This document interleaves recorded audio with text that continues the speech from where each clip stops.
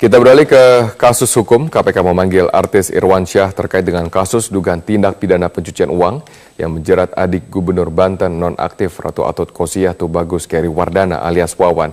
Kita bergabung bersama rekan kami Elfrina Hidayat langsung dari gedung KPK Jakarta. Elfrina, apa pengakuan Irwansyah sesaat sebelum diperiksa penyidik KPK dan informasi terkini perihal pemeriksaan Irwansyah?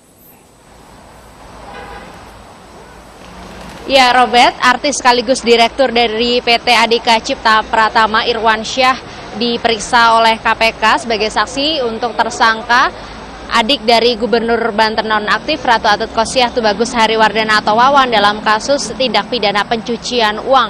Namun saat dikonfirmasi mengenai pemeriksaan dirinya sebagai saksi, Irwansyah sempat berkilah bahwa ia hadir di KPK untuk menjenguk Wawan dan bukan diperiksa sebagai saksi meski dalam jadwal pemeriksaan KPK memang Irwansyah ini kapasitasnya diperiksa sebagai saksi untuk tersangka Wawan.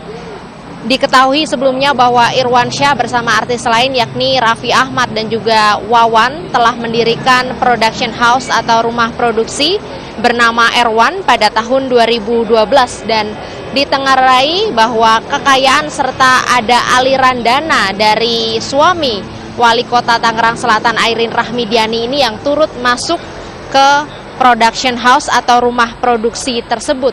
Termasuk juga ada sekitar 13 artis yang disebut-sebut menerima mobil mewah dari Wawan, diantaranya adalah Jennifer Dunn, Catherine Wilson, dan juga Rebecca Reichman. Hingga saat ini KPK sendiri sudah menyita harta Wawan, diantaranya adalah 87 mobil, baik dari segala jenis merek, kemudian juga ada 1 unit motor gede, yang diduga merupakan hasil dari tindak pidana pencucian uang. Dan Wawan sendiri ditetapkan sebagai tersangka dalam kasus dugaan tindak pidana pencucian uang ini pada Februari 2014.